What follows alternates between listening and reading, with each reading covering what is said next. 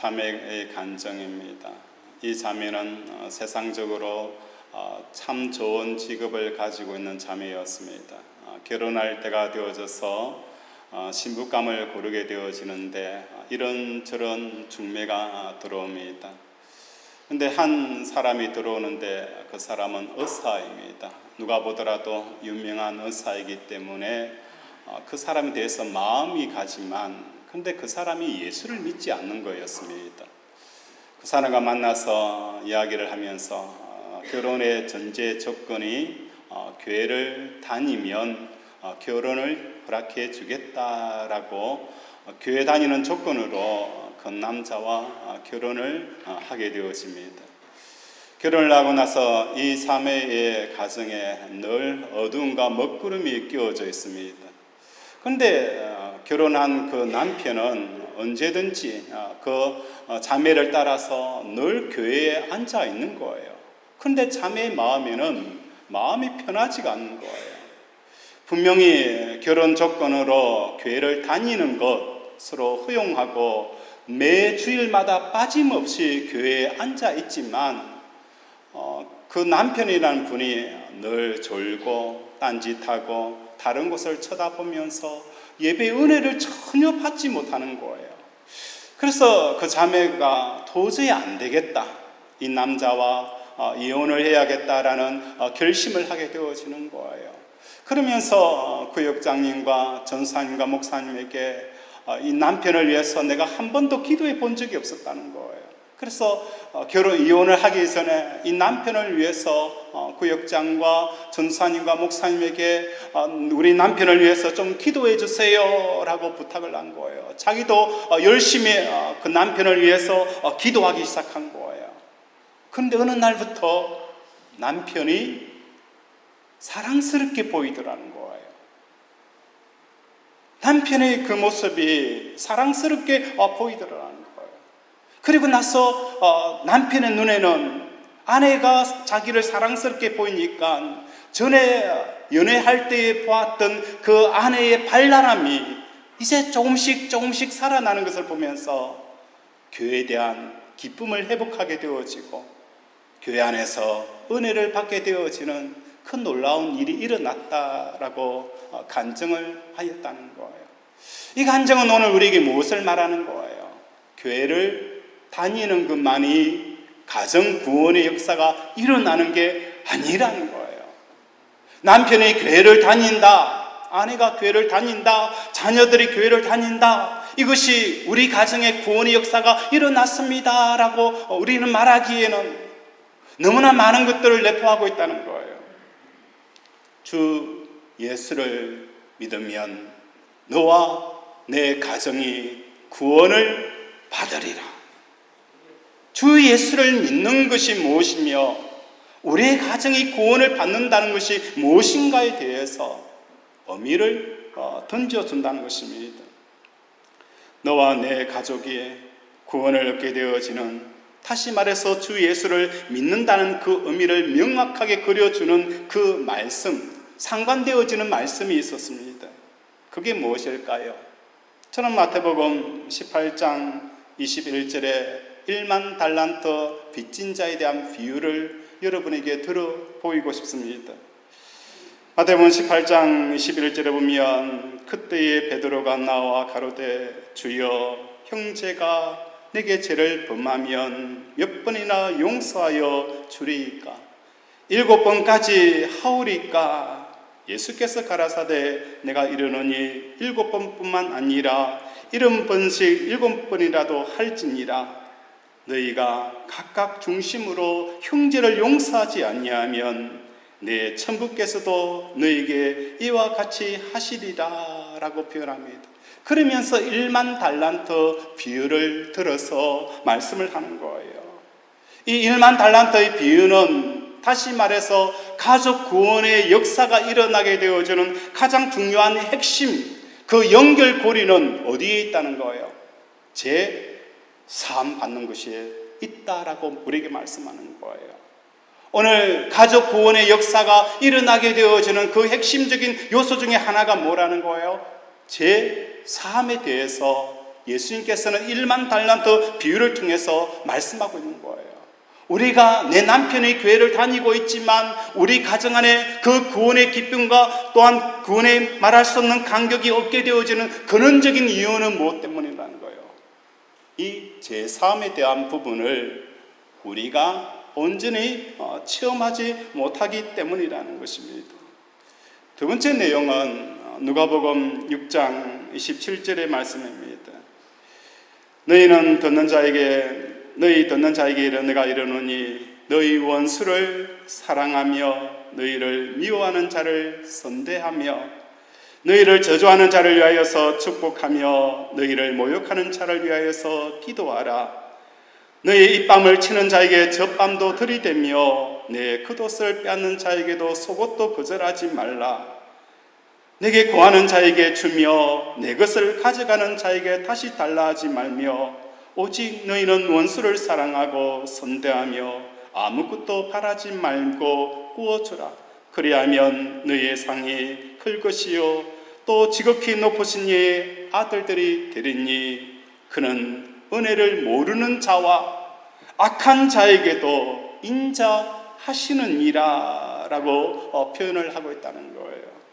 형제 사랑과 자비와 용서는 누구에게 은혜를 모르는 자와 악한 자에게도 동일하게 미쳐야 된다라고 우리에게 말씀을 하는 거예요. 다시 말해서 가족이 구원을 얻을 수 있는 예수 믿는 그 믿음이라는 것은 무엇을 말하는 거예요? 그 키포인트가 제사함과 자비와 사랑과 용서가 있는 예수 믿음이 우리 속에 일어나지 않으면 아무리 남편의 교회를 다니고 아내가 교회를 앉아 있더라도 그 가정 안에 구원의 기쁨과 회복이 없다는 것을 우리에게 말씀을 하여 준다는 것입니다. 두 본문에서 나와 내 가족이 구원을 받는 주 예수를 믿으라. 주 예수를 믿는 믿음이 무엇인지 우리가 함께 나눠보고자 합니다. 누가복음 6장 27절에 보면 원수를 사랑하며 라고 말하실 때에 이 원수는 누구의 생각의 원수입니까? 내가 생각해 보았을 때는 이 사람은 나의 원수다라고 생각을 하는 그 사람이라는 거예요. 그런데 내가 생각해 봤을 때에 이 사람은 나의 원수다라고 하는데 하나님의 입장에서는, 하나님의 생각에서는 내가 원수로 여기고 있는 그 사람을 향하여서 뭐라고 표현하는 거예요? 원수가 아니다. 원수가 아니라 내가 사랑해야 될 그 대상이다라고 우리에게 말씀하고 있다는 거예요. 왜 이런 갭 차이가 나는 거예요? 나는 분명히 봤을 때는 이 사람은 원수입니다. 그런데 하나님 입장에 보았을 때는 이 사람은 너의 원수가 아니다라고 말씀하는 거예요. 그렇다면 우리의 진짜 원수가 누구가 있습니까? 창세기에 거슬러 올라가게 되어지면 원수 마귀가 너의 원수다라고 말씀을 하는 거예요. 우리의 원수가 누구라는 거예요? 원수 마귀라는 거예요. 그런데 창세기 3장에 이르러서 아담과 하와가 원수 마귀와 무엇을 하게 되어지는 거예요? 원수 마귀와 동행을 하고 그가 이야기하는 것을 듣게 되어지는 거예요. 하나님이 아담과 하와에게 동상 중앙에 있는 선악을 알게 하는 과일을 먹지 말라라고 하나님께서 말씀하셨어요. 하나님의 말씀은 한쪽 귀로 듣고 한쪽 귀로 흘러버렸어요. 그런데 마귀가 와서 이야기를 합니다. 그 동상 중앙에 있는 선악을 아는 과일을 먹으라. 그러면 내 눈이 밝아져서 내가 하나님처럼 될 것이다 라는 그 원수 마귀의 이야기에 대해서는 어떻게 해요? 아, 맞아. 저거 먹으면 내 눈이 밝아지겠지. 저 눈을 먹으면 저 선악과를 먹게 되어지면 내가 하나님처럼 되어지겠지.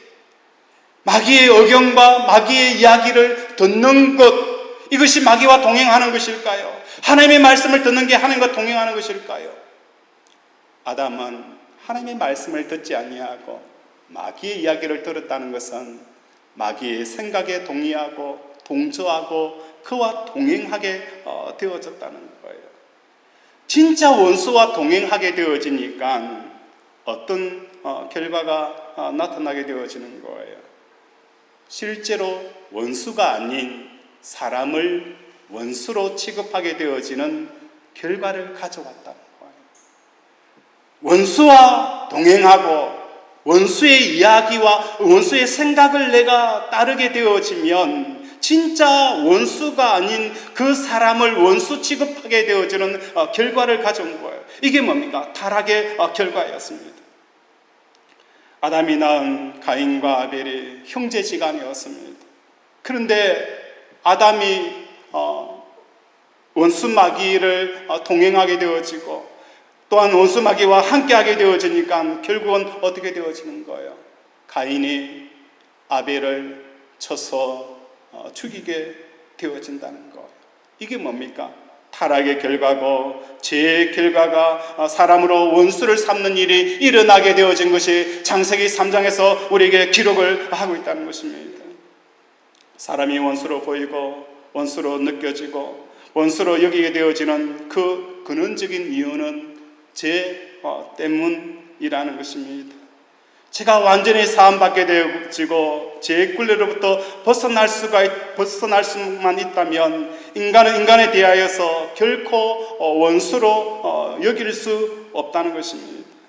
세상에서 누가 내 원수가 되어집니까? 6장에서는 너희를 미워하는 자라라고 표현을 하고 있습니다. 나를 괜히 미워합니다. 괜히 내가 가는 곳마다 저 사람을 향하여서 왕따를 시키고 나를 미워합니다. 그래서 우리는 저 사람이 원수입니다. 28절에 보면 저주하는 자가 누구입니까? 원수라는 거예요. 부모도 자식을 향하여서 저주를 퍼붓는 것을 저는 수없이 많이 보았습니다. 어떻게 부모가 자식에게 저런 입에도 담지 못하는 저주를 퍼붓는지 저는 수없이 많이 들었습니다. 오늘 우리는 나를 향하여서 저주를 퍼붓는 그 사람은 나에게 있어서 무엇으로 취급하는 거예요? 원수. 다시 말해서 내 마음을 완전히 닫아버리는 원수로 전락하게 하는 것이 뭡니까? 나를 향하여서 저주를 퍼붓는 자입니다. 또 나를 향하여서 모욕하는 자도 내 원수가 되어집니다.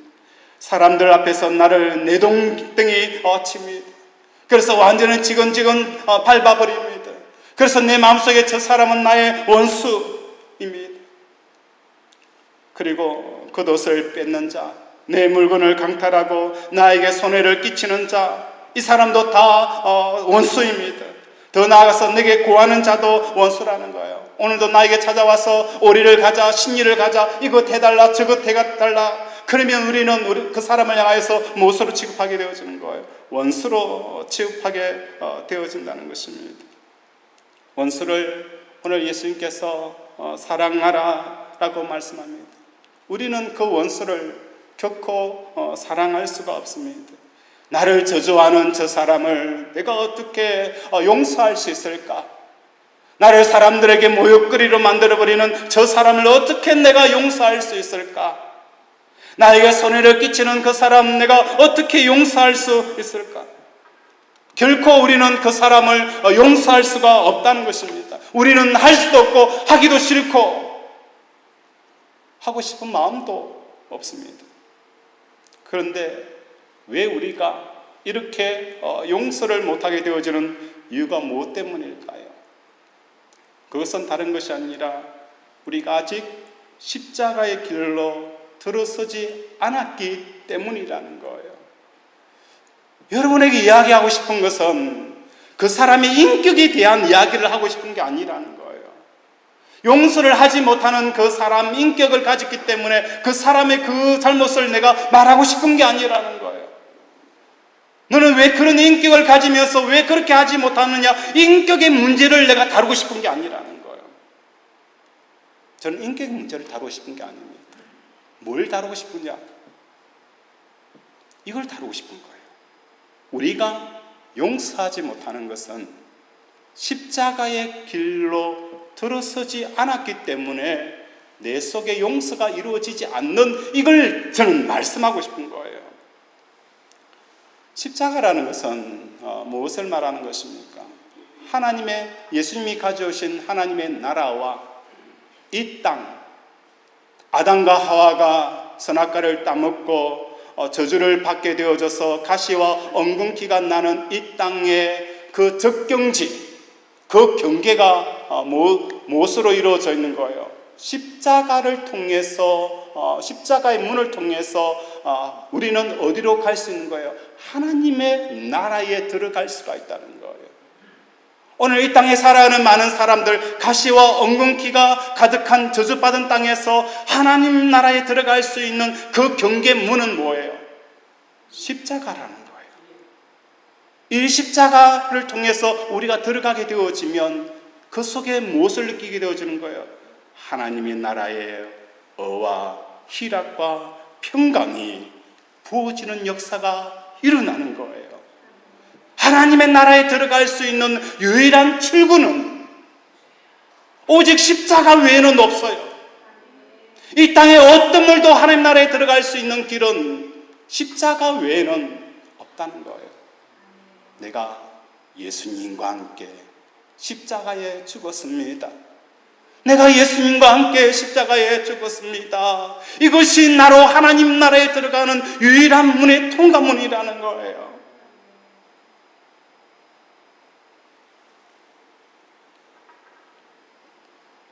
하나님의 나라는 우리에게 말할 수 없는 기쁨의 나라입니다.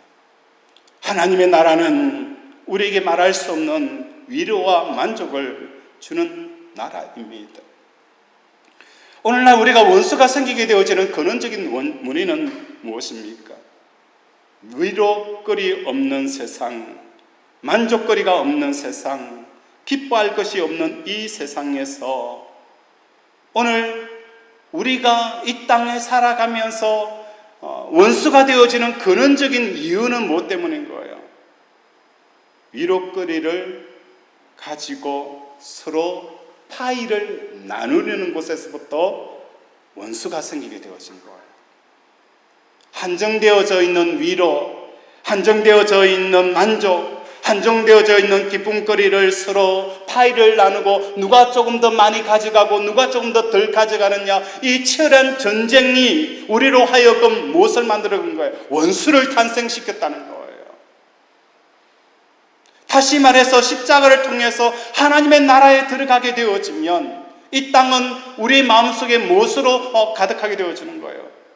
위로거리가 없는 세상임을 깨닫게 되어지는 거예요.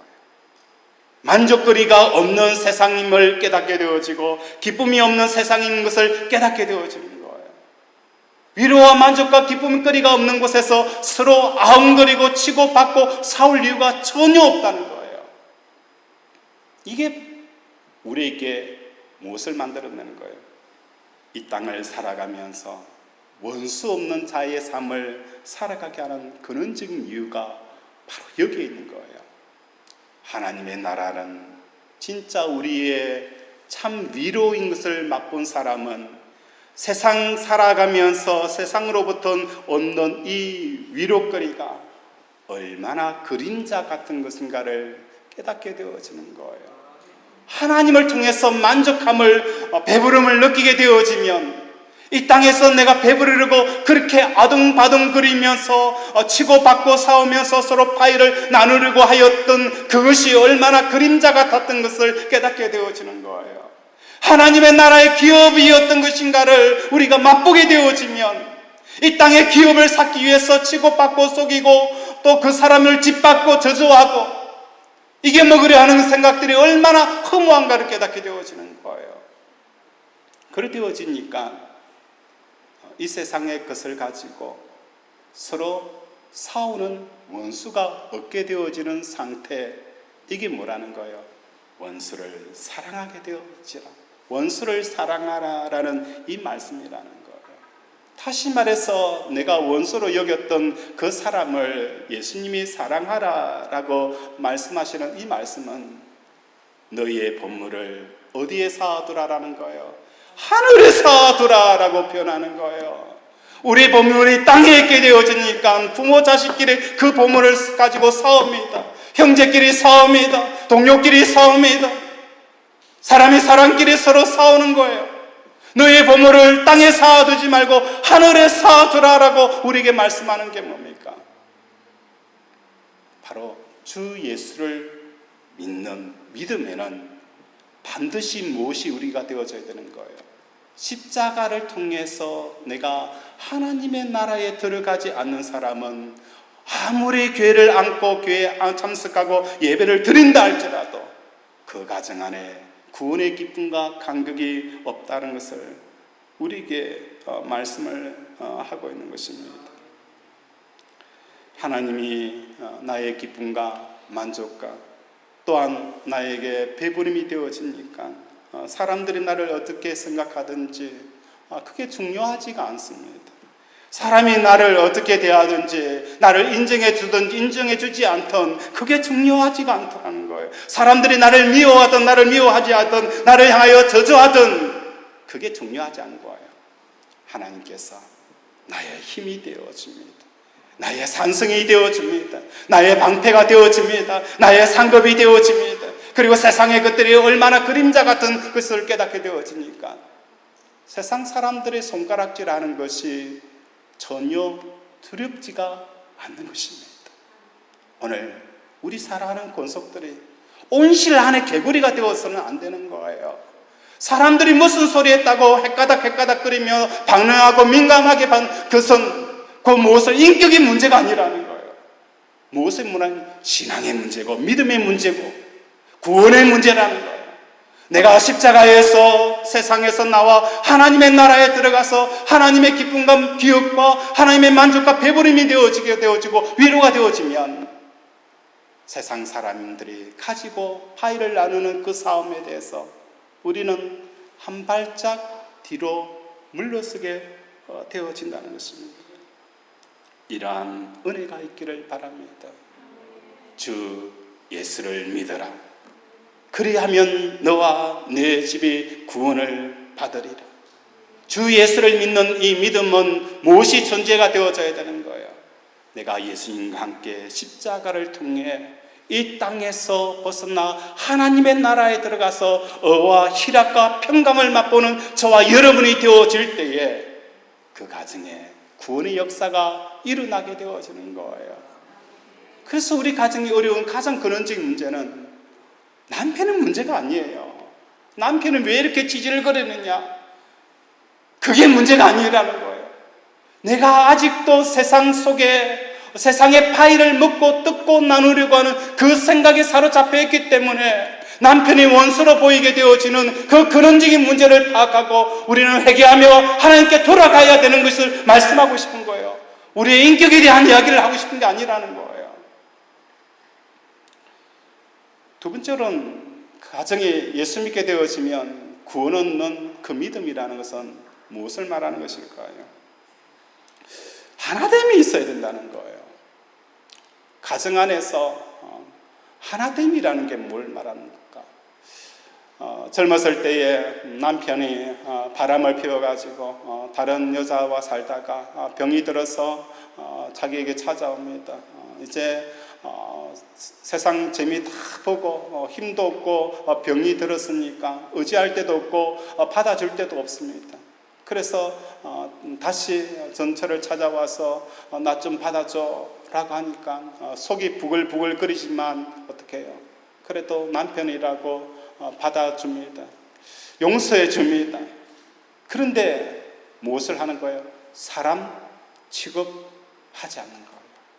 그냥 밥만 먹여줄 테니까 저게 찌그러져 앉아있어라. 다른 소리 하지 말라.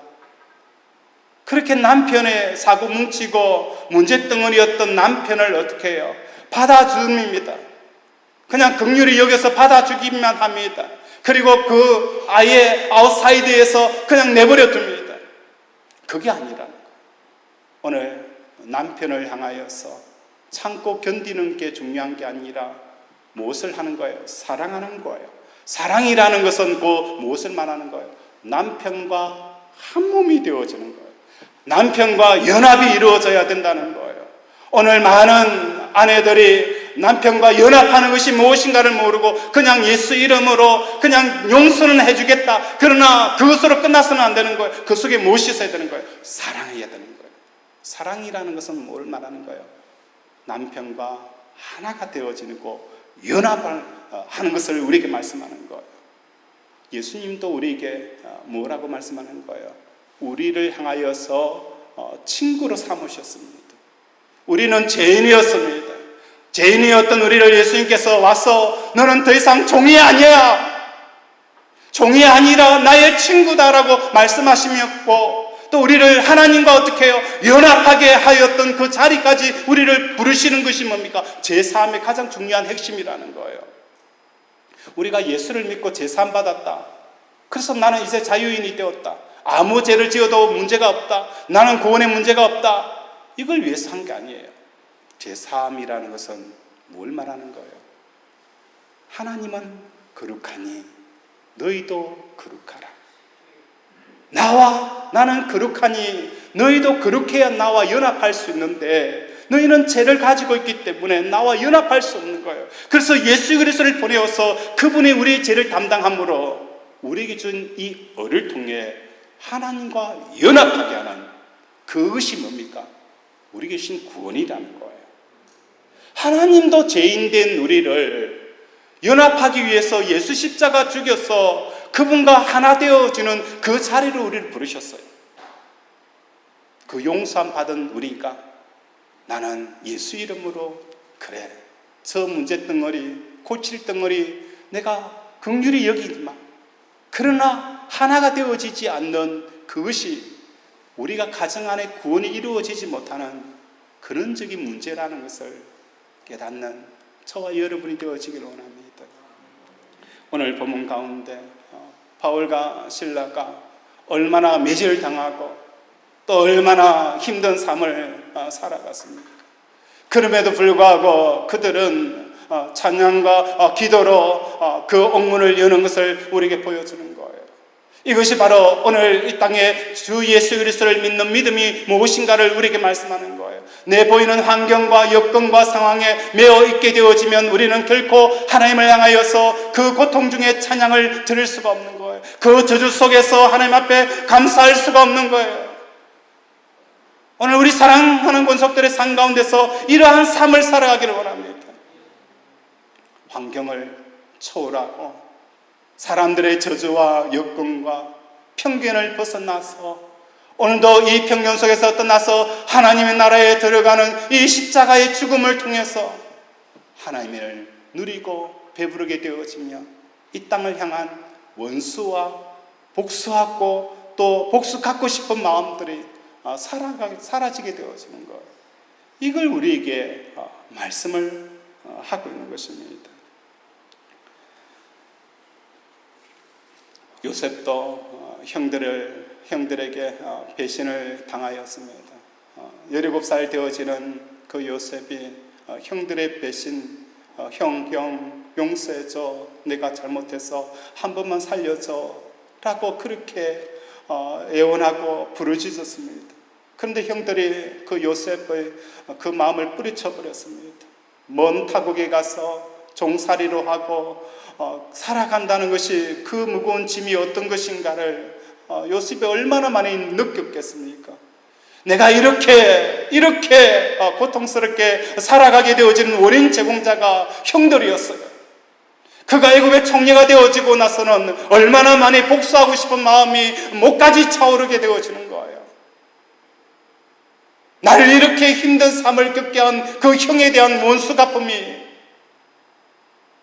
목까지 차는 거예요. 그런데 요셉은 무엇을 보게 되어진 거예요? 하나님께서 이스라엘 백성들을 구원하기 위해서 형들이 나를 팔게 하고 형들이 나를 팔게 하여서 애굽에 와서 이스라엘 백성들을 구원하는 역사의 중심축으로 세우셨다라는 하나님의 일하심, 형들의 배신도 하나님의 일하심으로 보았다는 거예요. 형들이 나의 생각을 거절하고 내 마음을 참이 짓밟는 이것도 무엇으로 본 거예요? 형의 인격을 본 것이 아니라 뭘 본 거예요? 하나님이 나로 하여금 그곳을 떠나게 하는 그 하나님의 역사함을 보게 되어진 거예요. 현대 그룹을 창시한 정조영 회장이 고향에서 소 한 마리를 훔쳐가지고 고향을 떠나왔습니다.